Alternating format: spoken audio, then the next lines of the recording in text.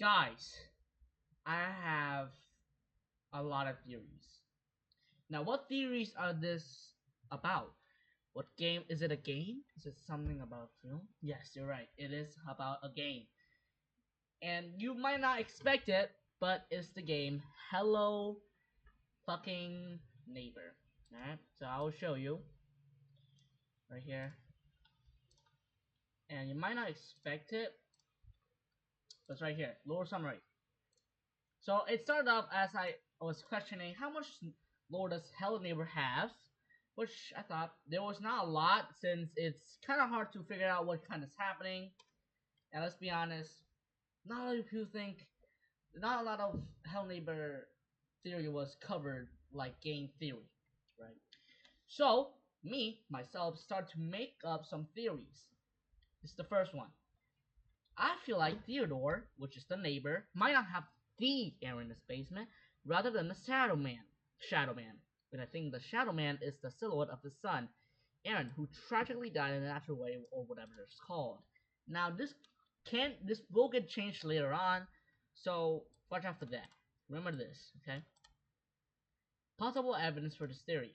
The Shadow Man appears during stressful moments. I did not point out, even the AI pointed that out. The Shadow Man tends to show when Theodore is experiencing fear or distress. If it's a manifestation of his skill, that would explain why it's lurking.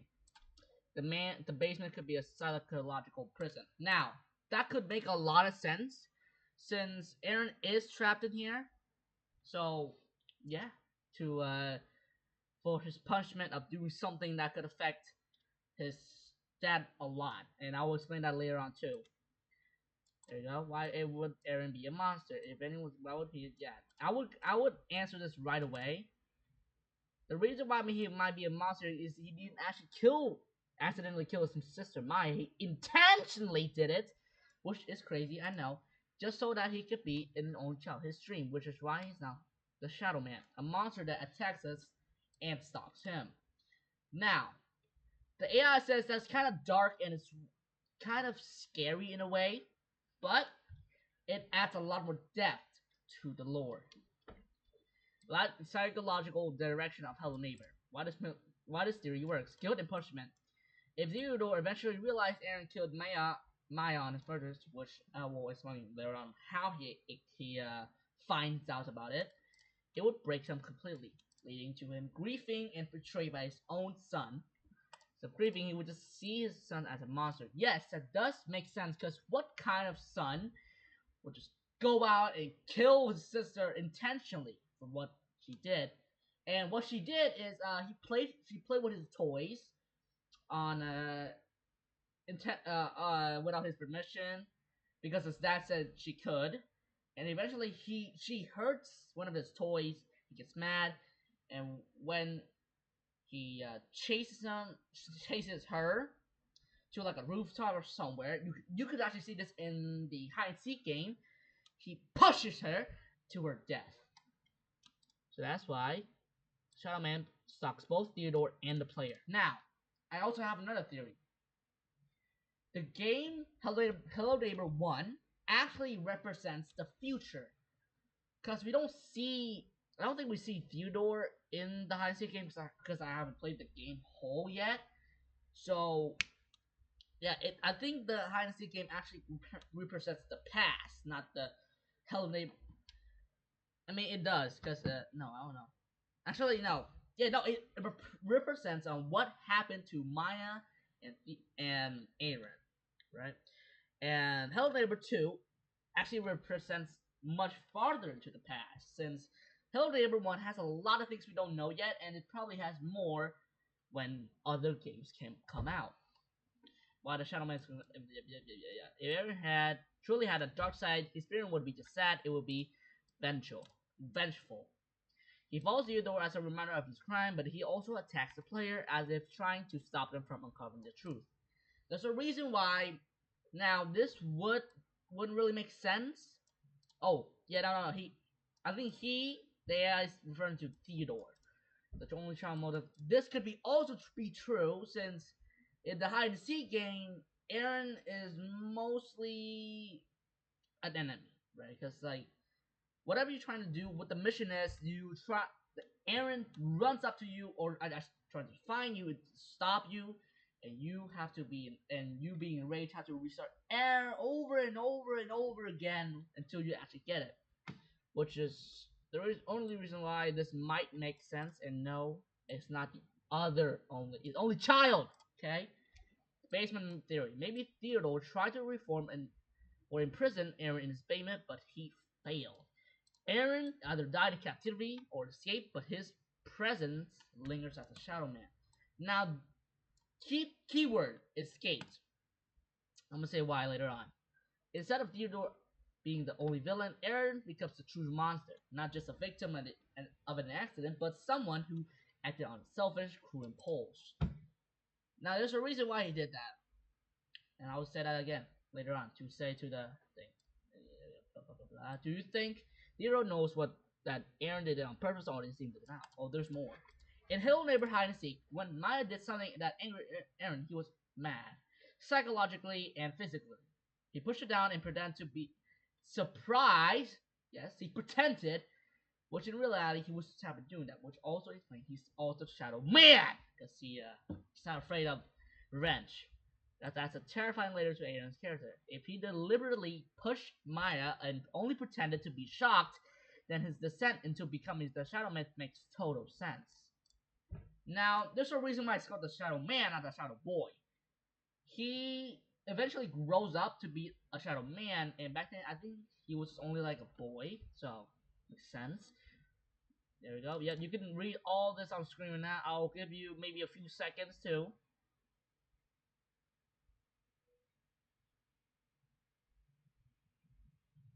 Alright. So what really happened to Eren?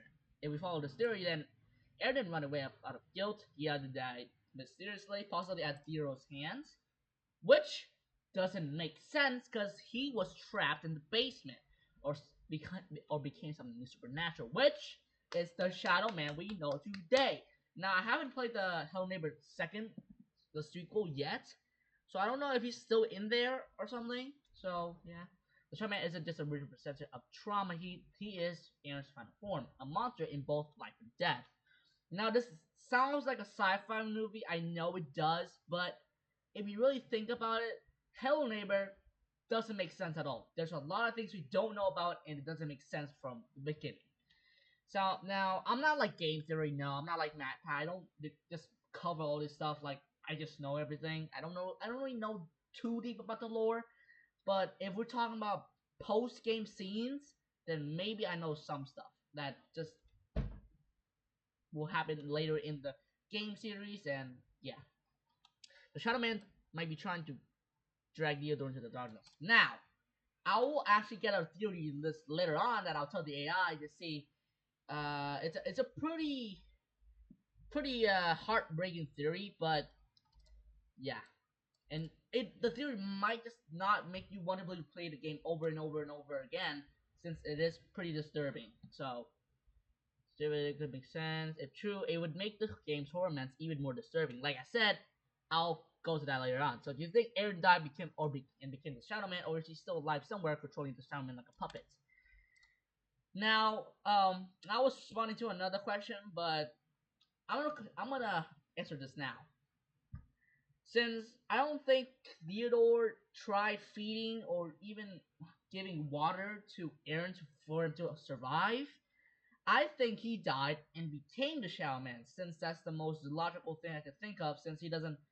There's not like. There's a lot of food outside the neighbor's house and inside the neighbor's house. So I think I think Theodore was eating food, but Eren wasn't in the basement. Now in the Hello Neighbor game, it wasn't like before where it had like the weird and structurally impossible built basement anymore. So it's just like it's like the Act 2 basement where there's a bunch of furniture like all over the place, but no mannequins. I think those are too late. In the main game, we could enter a level where we see our young self. Now this is where I get a little crazy and overthink. Sorry. And overthink stuff. So you might make fun of me because of this, because it doesn't really make sense. Yeah. So I must summarize that for you. So in the main game, where if we play to a potential level where we see our young self in front of us first, and we're in a house. It looks abandoned and it's old and it looks like nearly just decades old, right? And outside, and we see our younger self having fun. Until we look outside, we see a giant shadow man, and I can't really say I don't really know how to explain his facial features, but he looks angry in a way. He just looks so emotionless to the point he looks angry. And when he and from what I think what I'm looking at right now, like we're playing in the perspective of Theodore. Since if you think about it, our younger self is Maya, the giant shadow man outside could be Aaron, just really angry, and we are playing Theodore as ourselves. And if you don't want to spoilers what I'm trying to do on what I'm trying to say, you don't have to read the giant text. So when we keep when the Shadow Man just the house and we protect I guess Maya in this case, which is our young self, when stands in front of, we get slightly bigger. And when we keep doing this over and over and over again, eventually when we become too big, I think it kind of ends there. I don't remember, but when we get very very big, we eventually becomes Aaron's mother, or in this case, Theodore's wife. Where I think his wife saw this all happening, and his mother just came to in his face and just yelled at him, "What the fuck do you think you're doing?" And that's how it ends. There it is. Okay, the house we are trapped in. It could be the neighbor's old house. If you think about it, it could be due to its old and abandoned interior and how weak it is. Because how Shadow Man just easily just breaks the thing. We're trying to protect Maya from how angry Aaron is, and as we keep going and going and going, eventually we get too big, in which we can call now Aaron's biological mother, yelling at him and slapping him for being stupid and mindlessly hurting his sister from playing with a toy.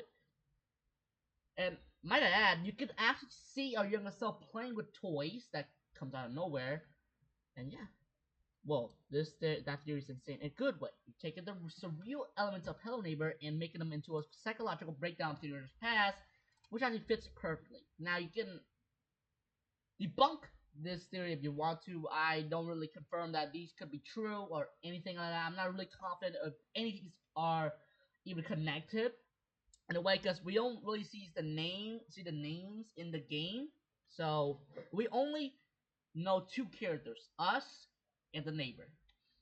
Protecting the young self's level is actually either reliving the past, or in this case, we're just playing his perspective. If we assume the younger self is actually Maya, but then the player isn't just playing a Rain kid, they're experiencing Theodore's desperate wish to protect her. Now, why is Theodore desperate to protect Maya from Aaron? As you may know, there is a school level where you run from mannequins and you go high and you run into a lock and you hide, right? And when the spell rings, a bigger mannequin tries to find if any other mannequins or just us in the scene. We go out and we try to go to the nearest locker, which we could go into and go further into the ending. I guess I'm just trying to make the words right. So when we hide in the store bin and the big mannequin, yeah, we run out, not trying to get caught by the big mannequin, and we go to the nearest locker we see so that we can beat the scene. Now, when we beat the scene, there's a giant mannequin, not giant, but just like as big as a door frame. I think bigger than a door frame. Sees us, and I think it's mad and was about to do something to us. Then we just into the gut. Now, what could this? Oh my God! What could this level mean?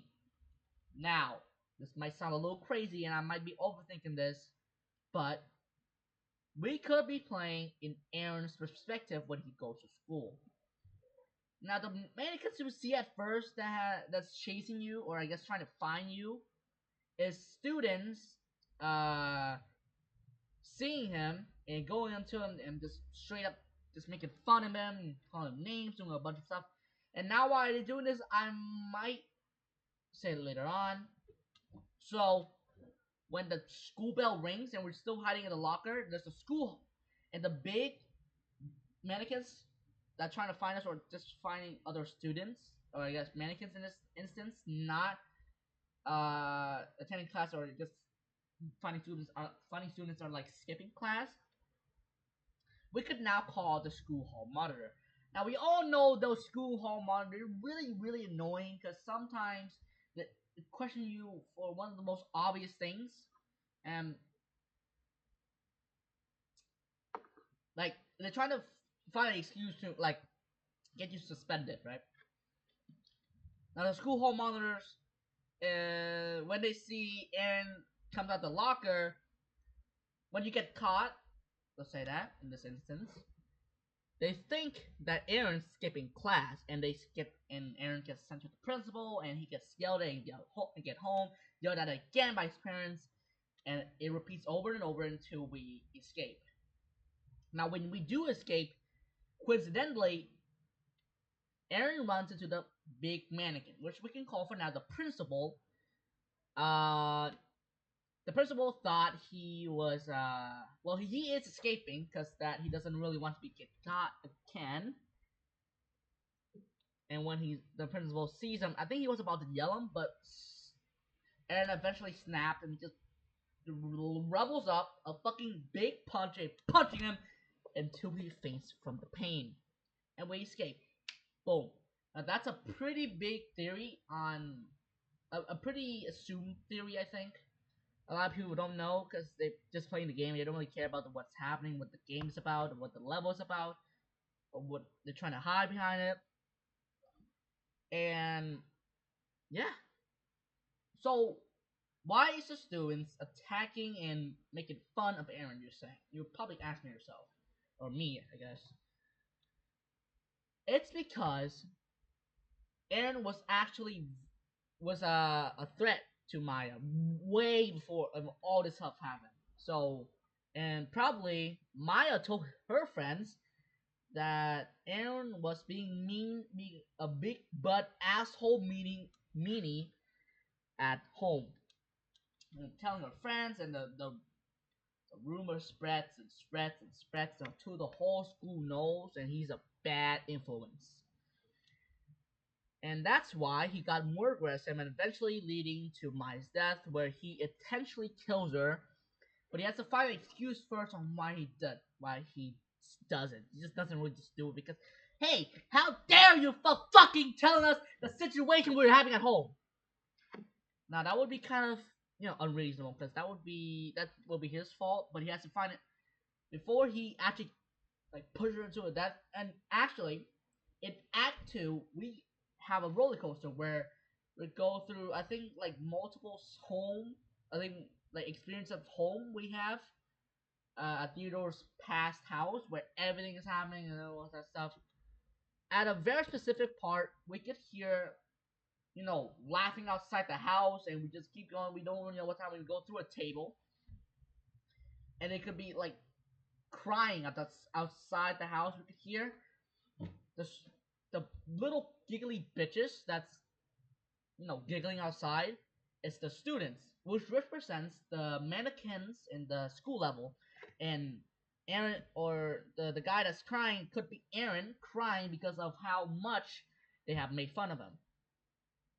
And there's a lot more. It's like at the end, it's like a build up to like a cutout cardboard of like a little kid, like a little girl, and there's hands, and we push her down, and we can hear indistinct screams, which explains on why Theodore is trying to protect her.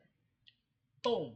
Now that we got that down, you see, blah blah blah blah. Yeah, well, this is all they just like they're just summarizing this stuff, but Yeah, this is the most interesting though. The Shadow Man's Aaron's find a form filled with hatred, which makes sense. If Aaron was truly angry at Maya for taking his toy, his rage meant up in more than just an impulse, but it was a deep-seated jealousy and entitlement. After being scolded and slapped by Samara, he didn't learn something.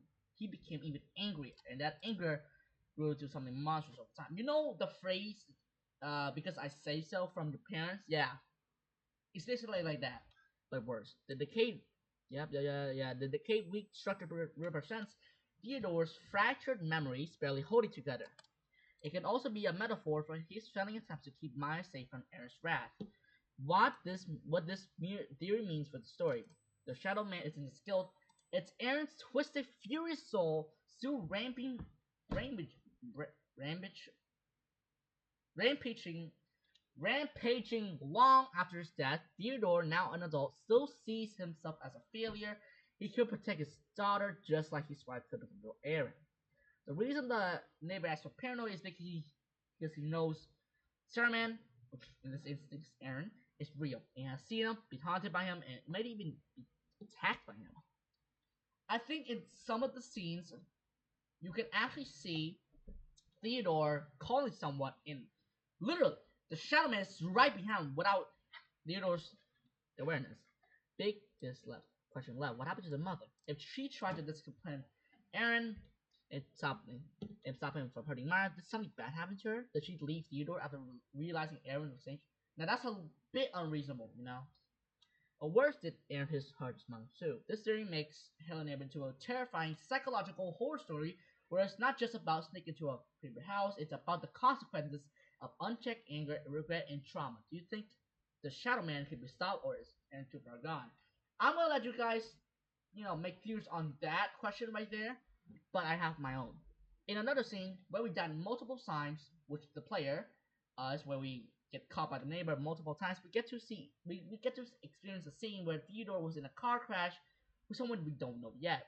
It's possible it could be his wife, since before we got out the corridor, we could we can actually hear a woman giggling by the side, with Theodore, laughing with confidence. I think.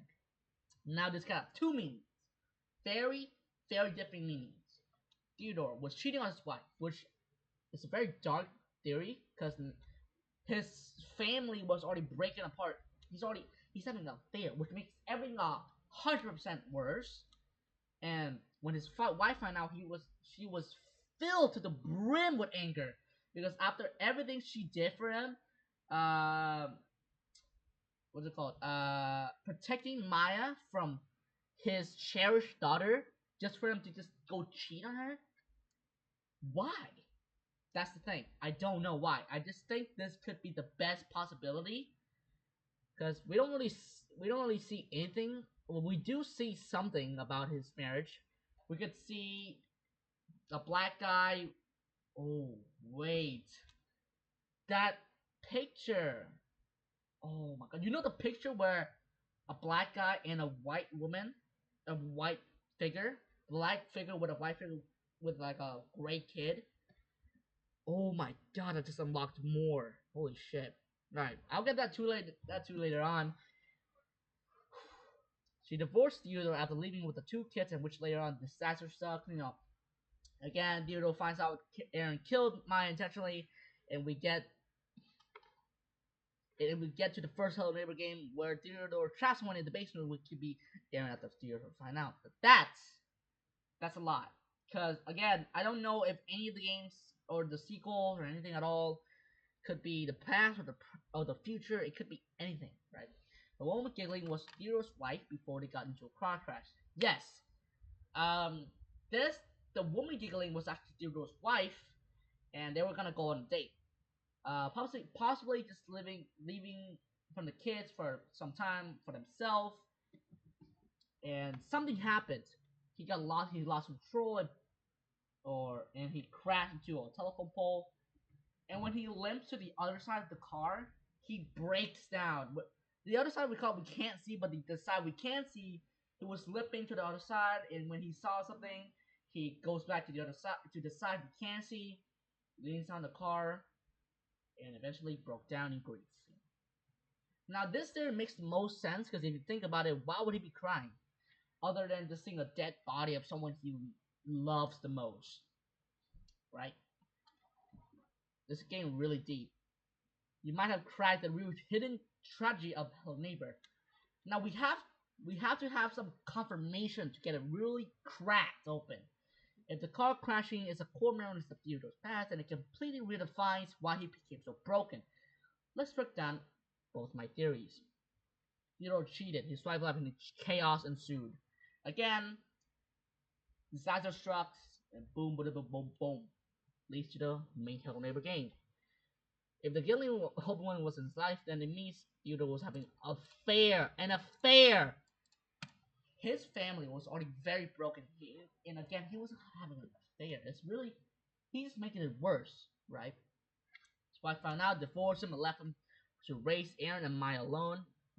And later on, hide and seek, because he was distracted with personal problems, he failed to notice Aaron's growing darkness. Now, what other personal problems could it be? That least that's on the developers. They could drop some more backstories on what was happening with Theodore. He was probably struggling financially on how bad the house looked and probably how small the house was. I haven't played the main game yet, but I probably will know. I don't think. Yeah, the main game, the first Hello Neighbor, he's definitely not financially struggling because he has a big ass house with even like a train. So he's definitely not financially struggling with that kind of house, even with a built-in and working train. When Maya was murdered intentionally, Theodore realized that it was too late. He had neglected the signs. Out of guilt and rage, he locked in on his payment, unable to trust him ever again. Which also have something else. He not only that he's in betrayed, he was being betrayed by his son. He's probably still heartbroken after his life, after his wife found out he was cheating, which not gonna lie, that's his own fault. And three, has just found out that his monster of a son just killed his own cherished daughter. Why this theory is plausible. Now, this is by the AI. Okay, I don't have any defense. I don't want to argue back. I don't want to confirm that it's true. But this explains why Theodore is so paranoid. He doesn't just fear someone losing again. The reason why the AI says he's so paranoid is because whenever he sees us, he's like, like he just, it's there's a you don't just gasp. You have to like, hey, there has to be like a big like a yelling at him, like yelling at us, get the fuck out. He knows what happens when he wants to close it. This is the reason why. There's more to this, by the way. I'll talk to that later on. Guilt but concealment. If he had a better father, he had a husband, could he prevent it all? Why the basement is such a central mystery. Now back it out in the alpha stage, the basement we could say it was unfinished in a way and structurally impossible. Right? If you played the alphas or watched videos of it, which I could say HGTV, best way to watch it. Aaron is still locked in there, but baby Theodore is still free to ever let him out. Now, I'll explain you why this is completely not true at all later in the game. Later in my theories. The car crash took his wife's life. This could be the saddest one because he didn't even do it. It was an accident. If the giggling was from his wife before the crash, then this moment is his worst memory. The exact second everything's changed forever. The car crash killed her, leaving Theodore as a grieving single father. His emotional state collapsed, making him unable to properly care for Aaron and Maya, which explains why Aaron could easily kill her. Aaron, already struggling emotionally, lashed out at Maya, resulting in her death. It also explains why he's so angry, even there's a little tear in his voice. Theodore never recovered, and his grief twisted into paranoia, eventually leading to a Hello Neighbor. Pretty plausible, right? Play the crying scene. He sees his wife's body on the road and completely breaks down. I mean, who wouldn't? Like, if I can even get a wife and I just saw her dying like that, just dead like that, I would completely be on tears. I would not just like sit there, oh okay. It just goes back to my car and just keep driving. It doesn't make sense. explains why Theodorus was so absent in his kid's life. There's actually another theory. I mean, there's another scene where we could see Theodore just like in a hospital, and before we get to see him, we see someone in the hospital, and it's like this. I'm gonna say it.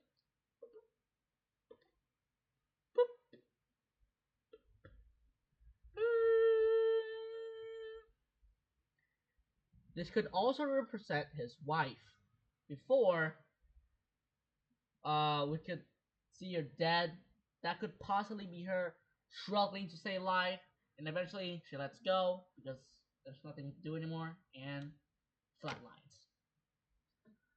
Both Aaron, the Shadowman could represent multiple things, both Aaron's monstrous nature and Theodore's own regrets haunting him. Now, I do get a little illogical later on, so I don't really recommend you watching until the end, but until when it all makes sense.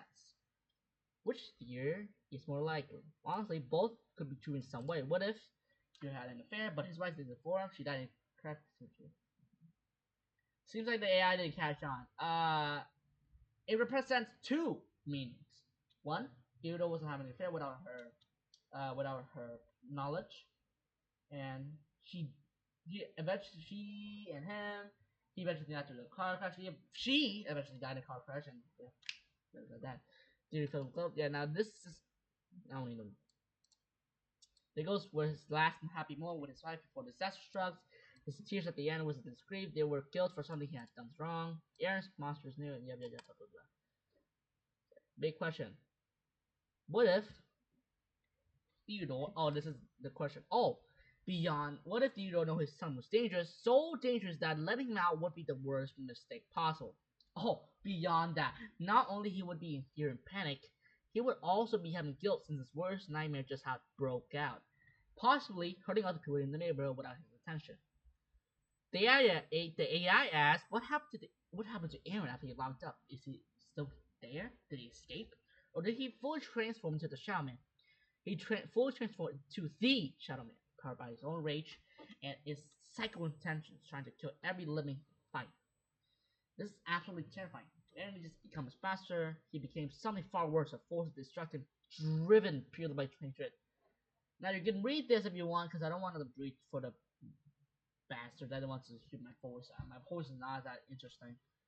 And you can read these.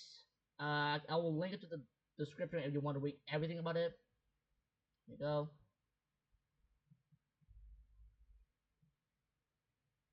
There you go. And the last thing of the whole game, we enter a white abyss with a thousand distance. Now this is where the AI was a bit misunderstood, as Simon was trying to say. We enter a white abyss. Now if you beat the game maybe multiple times, you could see the Shadow Man with Theodore on the other side. I think he was crying. I don't remember, but he was probably scared, right? So now this could represent two meanings. One, the past. Theodore is crying in rage and in grief as he just found out Aaron killed Maya after he confessed. He didn't want to see his monster of a son when crying, so he cried without his face and locking the door properly. Theodore is crying in panic and intense fear and is breaking down in another room where he has no way out, no weapons to defend himself because the monster, Aaron, has broken out of his near structurally impossible built basement, which he never thought would have broken out, and on the other side, the Shadow Man, Aaron, is waiting for him on the other side, possibly for revenge for what he did to Aaron, locking him up, and that was the last thing we see of Theodore. Now, it's true, because the second Hell Neighbor sequel, it could be the past. Again, I'm not gonna say that if you have been viral the white and the beat. I'm gonna skip this. Oh, actually, I'm gonna let you guys read it just because it could add more to the story. There you go. There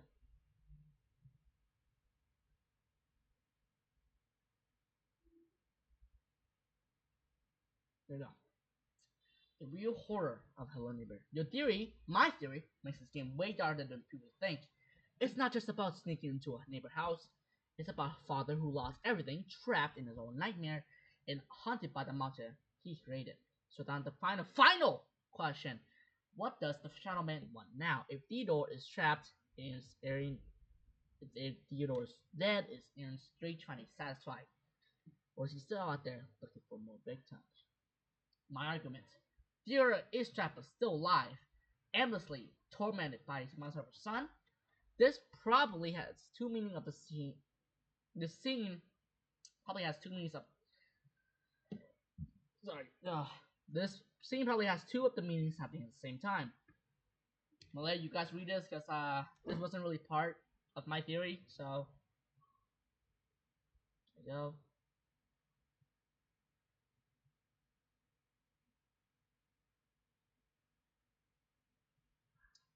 Okay, this is where the part it gets kind of heartbreaking right here.